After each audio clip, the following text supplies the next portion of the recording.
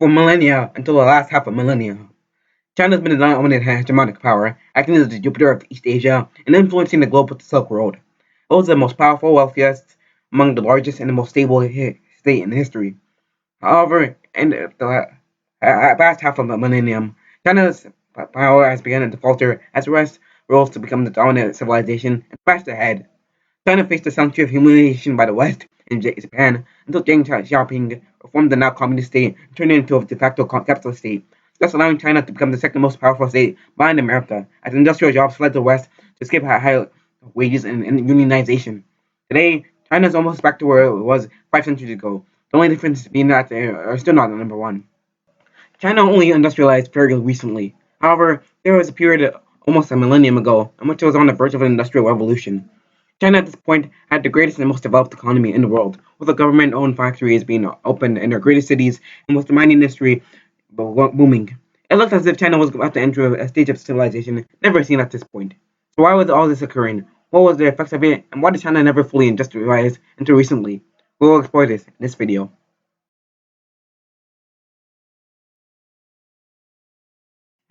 Our story begins in 960 AD. China has been embroiled in the Five Dynasties period that has lasted for approximately half a century. In central China exists a state called the later Zhao. It has just been usurped by a general named Zhao Kunyan. He describes himself as Emperor of the Sung. Emperor Taizu, as he is now called, swiftly unifies most of China, thus concluding the 53 long period of instability. What followed was a series of economic and social reforms that set the stage for later industrialization. Soon the government granted peasants property rights, which started a process where modern capitalism began to be developed. The granting of property rights also allowed for the Chinese peasants to own their own land, which spurred immense rice production that made the state more stable and contributed heavily to a massive population rise. It also created a market for land, as minor farms were consolidated together, and commercial agriculture in China began to take off. All this, in addition to deregulation by the imperial government to encourage trade, made Chinese society become increasingly monetized. And this was later expedited by the introduction of paper currency by Emperor Renzong in 2024. This ultimately began to set the stage for China's industrialization, and it became very close from reaching that stage.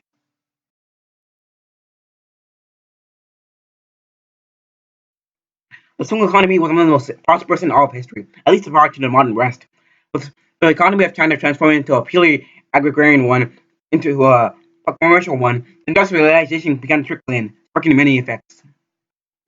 The granting of peasant property rights to the peasants meant that they began to gain wealth and had spare money to spend. This began to create a demand for proto-industrialization, like it did in Europe and Anglo-America centuries later. The metal industry in China was most affected by this proto-industrialization. In 1078, China produced 125,000 tons of cast iron, numbers that wouldn't be surpassed until 1790, when the British began to produce more than that. China invented blast furnaces around the mid-11th century, which was used to smelt iron. In these blast furnaces, coal was used, preventing widespread deforestation for charcoal. The iron industry saw investment from both private investors and the government. Soon China was able to produce over 100 million tons of iron annually. Construction of canals and the government sponsorship made the iron trade quite lucrative indeed.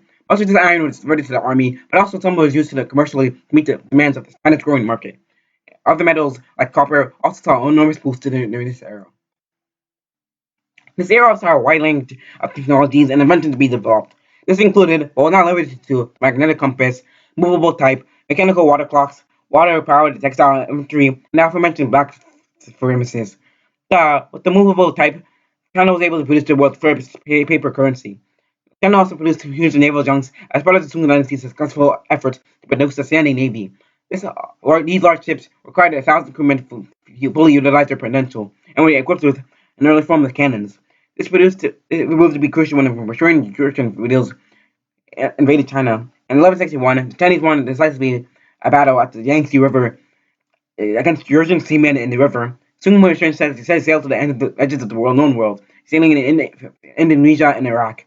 The shipbuilding industry took place off in Fujian province.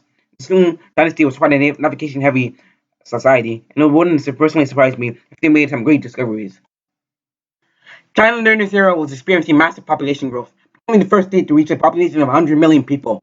Back in the later centuries, and even in modern-day China, where China's industrialization spurred massive migration to the cities as people escaped the terrible working conditions on the farm and settled in the urban areas. Cities like Hangzhou and Kaohsiung became massive cities. Urbanization was further expedited by the Chinese government promoting free travel and the invention of the motel. The invention of paper currency and the movable type led to the creation of factories to produce paper currency. These factories were quite large, with paper money factory in Hangzhou alone employing approximately 1,000 workers. By the time end of the Sung Dynasty, the amount of paper currency in circulation was equivalent to 70 billion copper coins. This money was widely used by the Sung Chinese, such as investing in the stock market and purchasing luxury items like tea.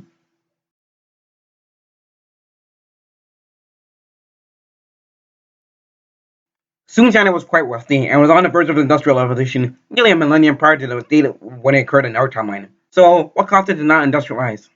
The primary reasons are a couple-fold. One was the Chinese social structure. Chinese society was divided between the Confucian bureaucrats, the towns and the merchants, and the military. The Confucian bureaucrats were the dominant force in China. Bureaucrats are not incredibly intelligent, but are not the most imaginative. This is because any attempt to innovate would grant more power to the other social forces and thus threaten their monopoly on power. Every state that has had one dominant force in the social structure has attempted to weaken or just flat out crush the other forces in that structure. We saw this in Islam, for example, when the central government and the priests were the dominant forces and got along, meaning that they were when the priests became anti-science and wake up the philosopher religion argument, the two worked together to destroy the scientists and free thinkers and weaken their merchants. We saw this in India, where the Brahmins absolutely ran the region for nearly a millennium and a half, weakening every aspect of Indian society. In China, similar events took place. The bureaucrats were suspicious of the military and merchants, siphoning away talents from the former and heavily restricting the latter. Merchants are the ones who pushed for industrialization, meaning that the red tape placed on them greatly hampered China's ability to industrialize until recently. Another reason was China's sheer population. As said, China had a population of around 100 million in this era. With numbers this large, it creates more incentive to simply supplement issues with the speed of production with more labor instead of more efficient labor. This created little reason to industrialize, as you can simply just hire more men instead of investing in new technology. Thirdly, the Chinese belief structure was completely alien to that of the West, and that put ideology over truth, while in the West it was the opposite. This is created in societies where social class is the dominant force, and since it allows the elite to control the populace by saying what they want to be true, and when they're the dominant force, no one's going to stop them. This has massive technological effects, such as preventing the development of scientific theory. Most societies genuinely have this belief. This is why it's believed for a millennia that the larger ball fell faster than the small one, even though a simple science experiment could disprove this. Fourthly, China was a unified and centralized state, the only real power in the region. This created an issue with technological progress. Other states tend to not technologically innovate since they can simply utilize their sheer size to their advantage. Smaller states, meanwhile, tend to innovate more as a means of survival. Both China and Israel fell into this trap and suffered as a result, while the European continent after the fall of Rome was heavily divided due to the decentralized nature of the Germanic tribes that constituted the Western Roman Empire. And that was much more incentive to technologically innovate.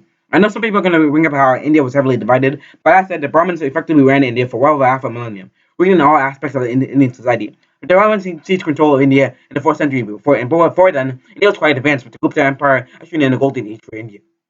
Finally, we have the Mongols, who yes did play a role in undermining China's efforts in industrialization. However, their efforts have been greatly overstated. Their main effect was that they destroyed merchant bases wherever they went, and since the merchants were the ones who are the largest proponents of industrialization, effectively neutered Chinese efforts at industrialization.